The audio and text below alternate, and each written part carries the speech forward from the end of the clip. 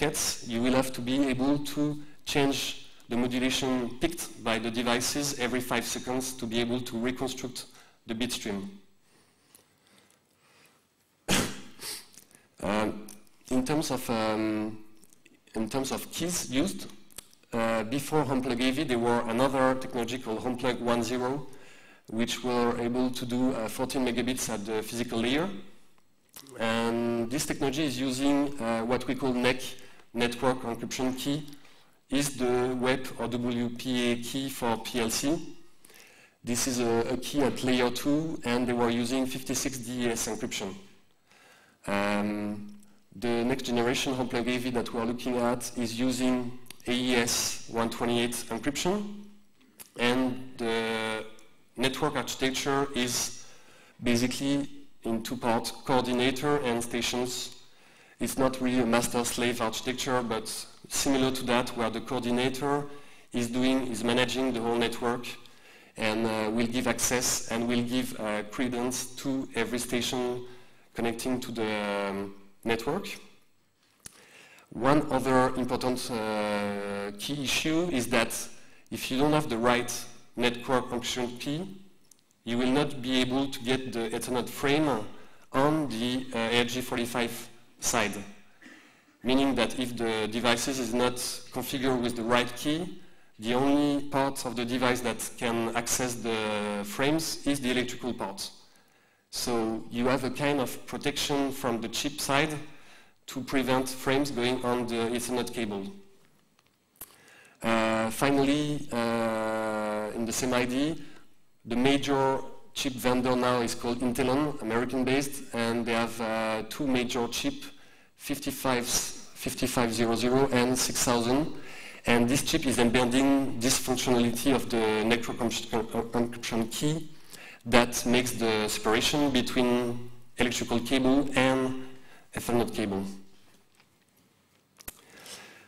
Though there is a small hole in the security that they wanted, because they wanted to implement what they called an easy mode, easy connect. They're not supposing that everybody can implement and configure every devices. So on the devices you have a small button, and if you press that button you have a 1 minute time frame to press the button of the other devices that you want to pair, that you want to be part of the same network. In this 1 minute time frame, they will use what we call the TEK, temporary encryption key, and they will be able to exchange the actual network encryption key using that TEK. So you have to be there when they do that 1 minute time frame, but during that time frame, there is some frames using a temporary encryption key and some very first frame transmitted in clear. Again, you need to be able to sniff the medium to be able to get these frames. So, if we switch on the Homplug AV and we make a focus on that, Homplug AV, like I said, allows in the 1 to 30 megahertz band, 200 megabits at the physical layer. This is in the base case. Everything is nice, the electrical network is clean, so the channel estimation is at the best, and you can estimate that you will have the most bandwidth. Of course, electrical networks are subject to interferences from different devices that you have unplugged on the electrical network that will change the whole impedance and the whole characteristics of the network. So you will switch probably from 200 megabits to 100 or 50 megabits if you are going to a robust mode. The whole managing configuration aspect of powerline communications is done by 802.3 frames, and these frames can be recognized on a network because they are using a specific FO type, which is 88E1. So if you see any frames like this with your favorite Wireshark or TCP dump, this is powerline communications frames for Homplug AV. We can think that IEEE may use the same FO type. if you are implementing a home plug AV, you can have up to 256 devices on a logical power line network. But you can also divide your electrical network into different logical networks. And of course, you will share the medium, but you will be able to make a different logical power line communication network. The architecture, like I said, is one coordinator. There is an automatic election of the coordinator. When you plug your devices, one device will be elected by the other because it's well located on the electrical network, so it can interact with all the devices. And the other one will be in station mode. So you can refer to a kind of master-slave architecture. With FIFA, we wanted to be able to interact with the different devices and being able to monitor in real time the physical layer coding modulation scheme, so we can understand what is being used at the physical layer and how from the theoretical 200 megabits in real life which modulation are used. Last feature, HomePlug AV described the technology where they can use CSMA-CA or TDMA. TDMA is time division multiple access, and they are able to use that because on the electrical network they have a natural carrier which is the 50 or 60 hertz. So by using the zero crossing time, they are able to do a time synchronization of all the devices, so they can be able to do a time division of the time and say this station can send or receive, and they can have a quite good quality of service on that one. In real life, most of the devices are using CSMA-CA because they have been used, they have seen some feedbacks that TDDMA is using lots of processing on the embedded devices. Again, in real life, ISP, Internet Service Provider, are pushing power line communication now. All the major ISP in France, in Germany also, are proposing what they call either net plug or free plug or live plug, which are power line communications devices to connect the different boxes that they have in home. And for instance, NEF, one of the major ISP, is proposing these boxes to connect the DSL modem to the video decoder or to the third laptop or third computer that you may have or printer that you may have at home. Okay, so thank you, Xavier. I'll give you a short focus on what kind of hardware there's inside the PLC bridges or system-on-chip architecture.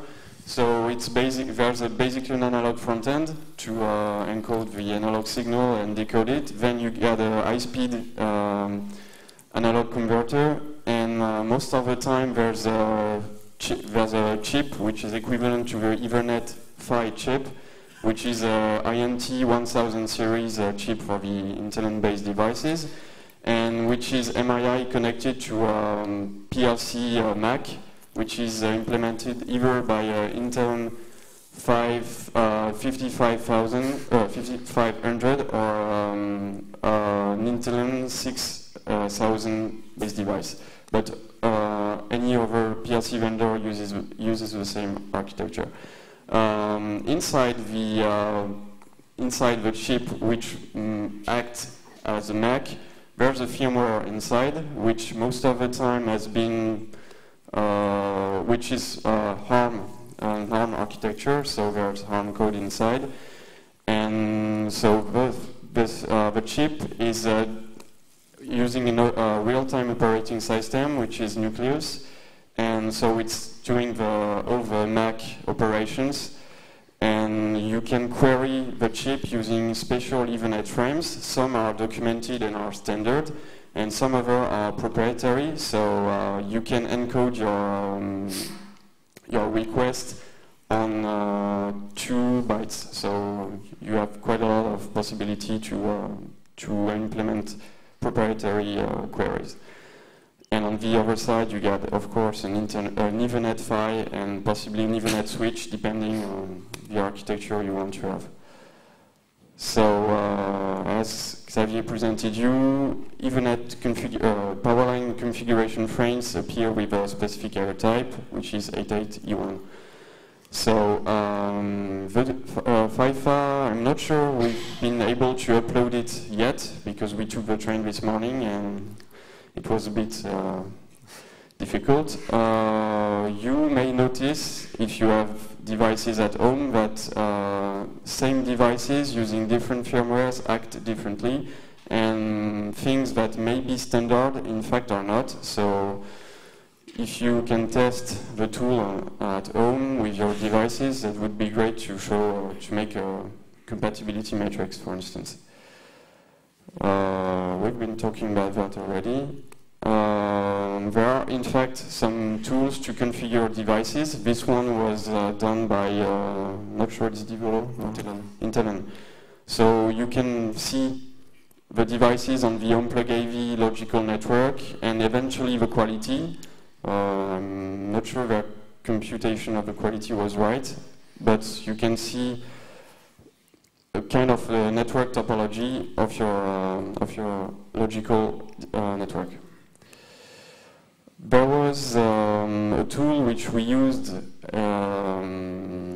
originally, which is a tool developed by Manuel Casper, which is named PLConfig, but it uses raw sockets, so it's not really portable, and it was only able to configure and query HomePlug 1.0 devices.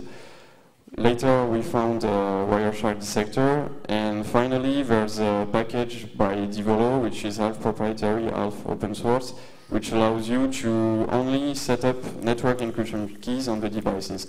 So you're not able to query all the vendor-specific and standard-specific Ethernet frames.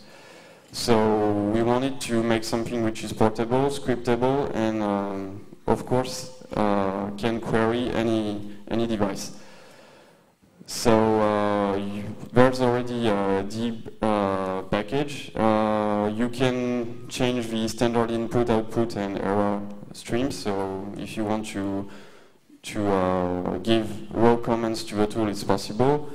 You can configure your devices, of course, you can set network encryption keys, and you can query any link statistics specific frames. We also discovered in that proprietary frames, you can dump the SDRAM and the NVRAM of the chips, so possibly coupling this to the 1 minute time frame that you have to get the TE key, you can probably get over keys and over mode. And there's also something interesting in two senses. First one is the sniffer mode allows you to first see the beacons which are sent by the stations, just like with Wi-Fi. And you can also configure the destination MAC address of where the sniffer should send Ethernet frames. So suppose you send this to a broadcast address, since it's sending something like 100 frames per second, it's kind of interesting. We'll make a presentation right now.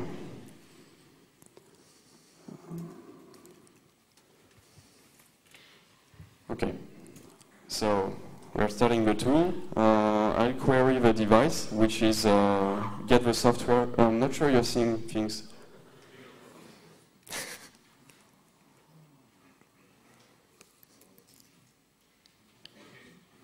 Is it better? Okay. So first of all, we'll make a get device software request to discover the chips. More, a little bit more. A little bit more? Okay. So, is it okay? At the back, they want very large font.